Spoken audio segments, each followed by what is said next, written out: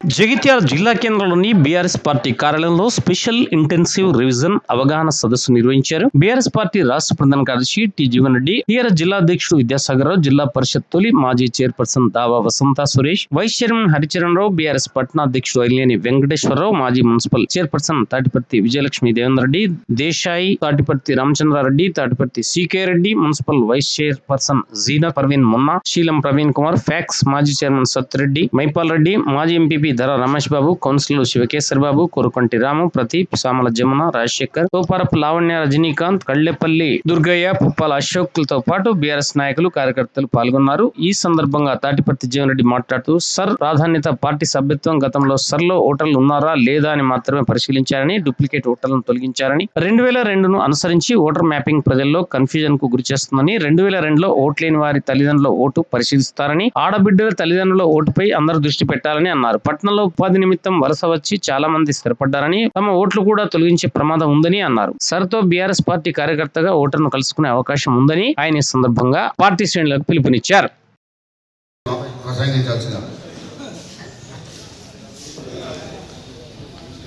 ఈరోజు ముఖ్య విషయం ఎస్ఐఆర్ది. అది చాలా మట్టుకు మన వాళ్ళు చాలా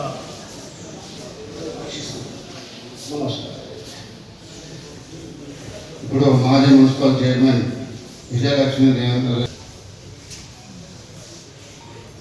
సభకు నమస్కారం. ఈరోజు ఎస్ఐఆర్ మీద జగిత్యాల పట్టణంలో ఏర్పాటు చేసిన బీఆర్ఎస్ మీటింగ్కి మీ అందరికీ కూడా స్వాగతం తెలియజేస్తుంది. ఇప్పుడు జరిగే చాలా మంది ఓటర్స్ తీసేసింది. ఎందుకంటే ఇలా ప్రభుత్వాలు ఎట్లున్నాయంటే ప్రభుత్వాలు తెలియదు, మోసం చేసాము, మోసం తర్వాత గెలవాలనే ఉద్దేశం కానీ ప్రజలకు ఏదో న్యాయం చేయాలి, కరెక్ట్ ఏదైతే చట్టం ఉందో ఆ చట్టం ప్రకారం పోవాలని కూడా ప్రభుత్వాలు లేవు కనుక మన జాగ్రత్తలో మనం ఉండాలి. ఎందుకంటే ఇలా బీజేపీ కన్నా కానీ కాంగ్రెస్ కన్నా కానీ మన బీఆర్ఎస్ మీద ఉండాలి. ఎందుకంటే వాళ్ళ పోటీ మనమే కనుక రెండు వాళ్ళు మనమే పోటీ తెచ్చుకునే కనుక మనం ఒత్తుంటుంది, మన కార్యకర్తలు తొలగించే విధంగా చేస్తాం కనుక అయిన తర్వాత మనం ఏం చేయలేము. అందుకోసం మనం ఇప్పుడే మొదలుకోదు మనం అనుకొని ఎవరికి వారు ఒక నెల రోజుల ప్రక్రియ వచ్చే నెల 25-30 ముగిస్తుంది కనుక అంత లోపల మనం అందరం కూడా ఒక 2 రోజులు ఎంత పని ఉన్నా బూత్ ఏదైతే బూత్ సభ్యులు ఏర్పాటు చేసుకున్నాం, బూత్ సభ్యులు అదేవిధంగా ముఖ్య నాయకులందరూ కూడా ఈ శ్రద్ధతోని ఈ మెంబర్షిప్ కార్యక్రమం చేయాల్సిందిగా ఏదైతే ఈ ఓటర్ లిస్ట్ తయారు చేసుకునే విధంగా ఏర్పాటు చేస్తాం. దాంట్లో భాగంగా మన మెంబర్షిప్ కూడా అవగాహన సదస్సు ఒకటి ఏర్పాటు చేయాలని పెద్దలు అన్న జీవారెడ్డి గారు ఈ కార్యక్రమం ఏర్పాటు చేశారు. అదేవిధంగా సేవతనాడు కూడా కేటీఆర్ గారు వస్తుంది ఈ రెండింటి కోసం, అవగాహన సదస్సు కోసం, సంవిధానం కోసం. అదేవిధంగా ఈ మెంబర్షిప్ ప్రక్రియలో భాగంగా సేవతనాడు ఉరుట్లా జగిత్యాల 2 ఒకటి సాయంత్రం ఏర్పాటు చేసుకుంటాం. దాంతో భాగంలో కూడా మీరందరూ కలిసి అన్నాడు కేటీఆర్ చెప్పే విషయాలు కూడా మీరు విన్న తర్వాత ఈ కార్యక్రమాన్ని కొంత తొందర వస్తుంది. ఎందుకంటే చేసుకుందాం పోనీ అనేటట్టు ఉండదు. ఒక 2 రోజుల టైం కనుక పూర్తిగా నెంబర్ చేసుకొని పూర్తి స్థాయిలో సక్సెస్ అయ్యే విధంగా ఏర్పాటు చేయాలని చెప్పి కోరుకుంటూ ఈ అవకాశం ఇచ్చిన మీ అందరికీ అదేవిధంగా పెద్దలకు పేరు అభివృద్ధి జరగబోయే ఎలక్షన్స్ అన్నింటిలో కూడా మనకంటూ బీఆర్ఎస్ కంటూ ఒక ఓటు అనేది ప్రత్యేకంగా రావాల్సి ఉంటుంది. అదే మన ప్రతి వార్డులో చూసుకుంటే విలేజ్లలో ఉన్న ఓట్లు కానివ్వండి, ఒక వార్డులో ఉన్న ఓట్లు ఇంకొక వార్డులో కానివ్వండి చాలా ఉంటాయి. అంటే ప్రత్యేకంగా ఇప్పుడు తల్లిదండ్రుల దగ్గర ఉంది, వాళ్ళ పెళ్ళైన తర్వాత వేరే ఇంటికి పోతే వాళ్ళ ఇంట్లో ఉన్నాయి, ప్లస్ వేరే వాళ్ళలో కూడా ఉన్నాయి చాలా వరకు. అవన్నీ కూడా ప్రత్యేకంగా చూడాల్సిన బాధ్యత మన మీద ఉంది. ఎందుకంటే పెళ్లి అయిన తర్వాత వాళ్ళ ఇంటికి వెళ్తారు, అమ్మాయిది అబ్బాయిది వేరే వాళ్ళు ఉండొచ్చు, వెయ్యి వాళ్ళు కూడా ఉండొచ్చు, 2 ఉండొచ్చు, లేకపోతే విలేజ్లో ఉండవచ్చు. అలాంటివి ప్రత్యేకంగా చూడాల్సిన బాధ్యత ఉంది. ఇప్పుడు ఈ ఎస్ఐఆర్ అనేది తీసుకురావడానికి ముఖ్య కారణం దొంగ ఓట్లు ఉన్నాయని.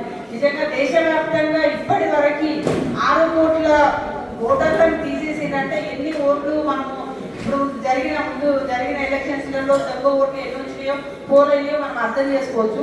ఇక ముందు అలా జరగకుండా ఉండాలి అంటే మన పాత్ర మనం పోషించాల్సిన బాధ్యత మనపై ఉంది. తప్పకుండా ప్రతి ఒక్కరూ ఈ ఓటర్ జరిగే సర్వేలో తప్పకుండా పాల్గొని వాళ్ళ వంతుగా కృషి చేయాల్సిందిగా కోరుకుంటున్నాను. అంటే పార్టీలకు అతీతంగా కూడా 40 ఏళ్ళ సీనియారిటీ కాంగ్రెస్ జెండా ఎత్తింది అని అంటే మరి కాంగ్రెస్ అంటే జీవన్ రెడ్డి గారు అంటే కాంగ్రెస్ అనే విధంగా కాంగ్రెస్ ఊపిరి పోయినా కూడా ఉమ్మడి కరీంనగర్ రాష్ట్రంలో కూడా మరి అసెంబ్లీలో గలమెత్తి కాంగ్రెస్ బతికించిన నాయకుడు మరి జీవన్ రెడ్డి గారికి మరి అట్లా జరిగితే సామాన్యుల పరిస్థితి ఏంది అని చెప్పేసి పార్టీలకు అతీతంగా కూడా చాలా బాధపడ్డారు.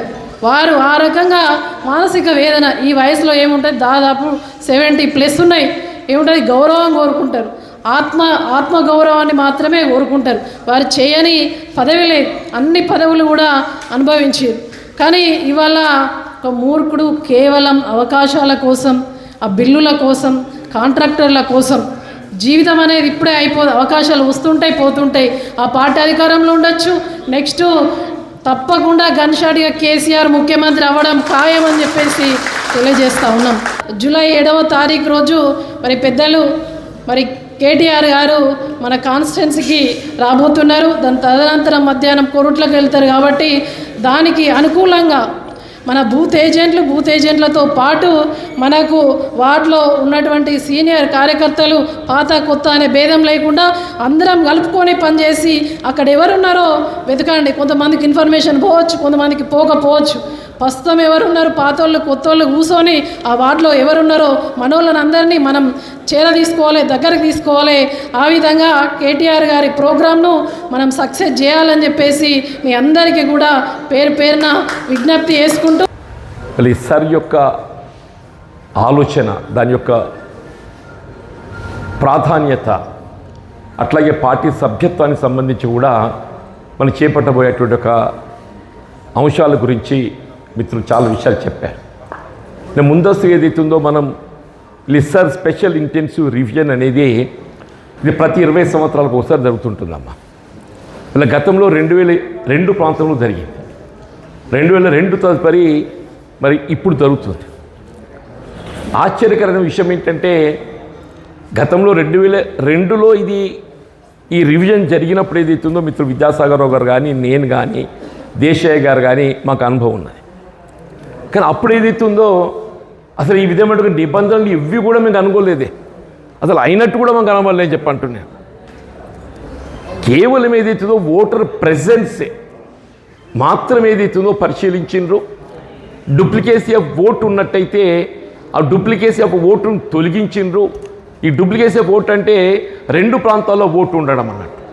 2 ప్రాంతాల్లో ఓటు ఉంటే ఒక ప్రాంత ఓటు తొలగించి ఇంకొక ప్రాంత ఓటు కొనసాగింపు చేసే విధంగా చర్యలు చేపట్టిండ్రు. ఒకవేళ ఓటర్ నమోదుగిన లేకుంటుంటే ఓటర్ నమోదు చేసిండ్రు. అంతేగాని ఏదైతుందో ఈ కొత్త నిబంధనలు ఓటర్ మ్యాపింగ్ అనేది ఏదైతుందో మనకు కొంత కన్ఫ్యూజన్ క్రియేట్ చేస్తుందమ్మా. ఓటర్ మ్యాపింగ్ అనేది, ఈ ఓటర్ మ్యాపింగ్ అనేది మనం 2002కు మ్యాప్ చేస్తున్నాం. ఎందుకు 2002కు మ్యాప్ చేస్తున్నారు? వీళ్ళ గతంలో ఈ voter revision special intensive revision ఏది ఇస్తుందో 2002లో జరిగింది కాబట్టి అప్పటి ఓటర్ లిస్ట్తోని ఇప్పుడు దీన్ని మ్యాపింగ్ చేస్తుంది. ఇలా మాలాంటి వాళ్ళకు 40 సంవత్సరాలు పైబడ్డ వారికి అందరికీ కూడా ఈ మ్యాపింగ్ మా పెద్ద సమస్య కాదు. ఎందుకంటే 2002లో మా ఓటు నమోదే ఉంటుంది కాబట్టి మాది ఆటోమేటిక్గా వచ్చేస్తుంది.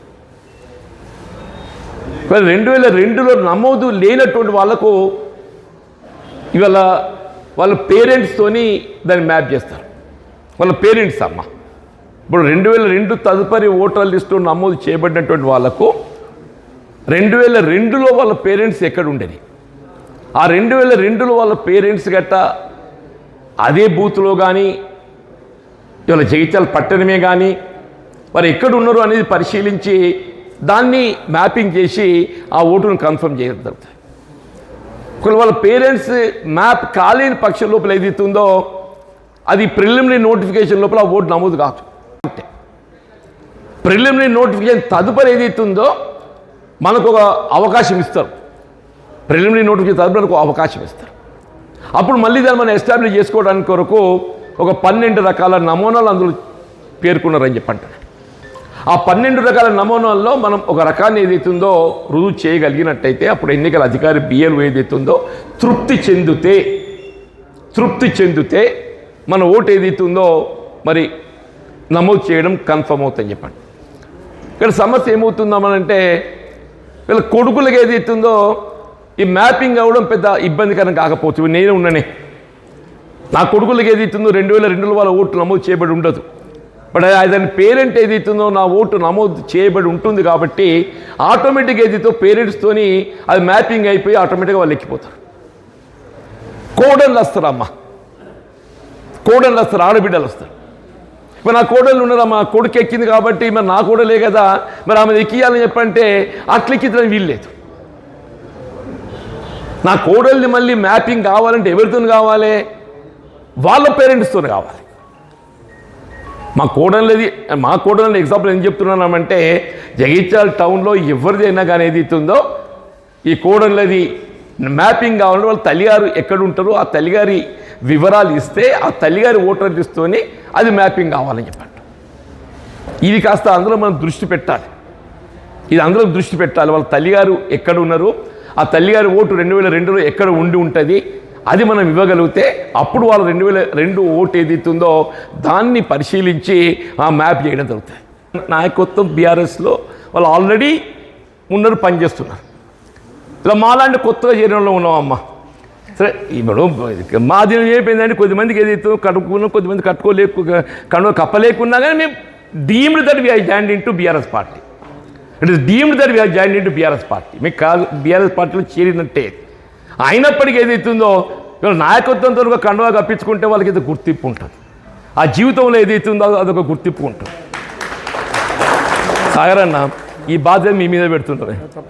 ఈ బాధ మీ మీద పెడుతున్నాం. ఏదైతున్నదో ఆనాడు ఏదైతుందో మా మిత్రులు అంటే వాళ్ళకు మా మీద కోపం ఉన్నది. ఈ ఆయనకు ఆయన అయితే కౌన్సిల్ అనుకుంటే వాళ్ళకి అప్పుకున్న మిగతా సంగతి అట్లే ఉన్న మేము ఏమని ఎట్లా అని చెప్పినాం. మాకు ఆ దినం ఏదైతే కండువా కప్పించి మాకు బొట్టు పెట్టేస్తే ఇంత బొట్టు పెట్టిస్తే కథ మేము కట్టుబడిపోతారు అన్నట్టు. వాళ్ళు మా వాళ్ళు అందరూ కట్టుబడతారు. మాకు కూడా కొద్దిగా వాళ్ళ మీద పట్టు వస్తుంది మందలిస్తానికి. దయచేసి ఆ దిశగా మాకు అవకాశం కల్పించాలని చెప్పని నేను మిత్రుడు విద్యాసాగరరావు గారి ప్రత్యేకంగా కోరుతూ ఈ సమావేశం ఇంత సక్సెస్ చేసినందుకు అందరినీ హృదయపూర్వక ధన్యవాదాలు చెప్తున్నా. నేను ముఖ్యంగా జగిత్యాల మున్సిపాలిటీ చెందినట్టుగా కౌన్సిలర్స్ అందరినీ కూడా ఐఎమ్ ఆల్వేస్ అవైలబుల్. ఎందుకంటే నాకు అవగాహన ఉన్నది బాబు, టౌన్ మీద అవగాహన ఉన్నది, సమస్యల పట్ల కూడా నాకు అవగాహన ఉంది. మీరు నా యొక్క సలహాలు తీసుకోండి. మీరు ఏదైతే ప్రతిపక్ష పార్టీ పాత్ర పోషించడం లోపల మీరు ఏదైతుందో నాయకుడికి ఎదగండి అని చెప్పట్టు. మీరందరూ కూడా ఏదైతుందో దయచేసి ఆ దిశగా మీరు ముందుకు పోవాలని చెప్పి కోరుతూ సెలవు తీసుకుంటున్నాం. జై తెలంగాణ.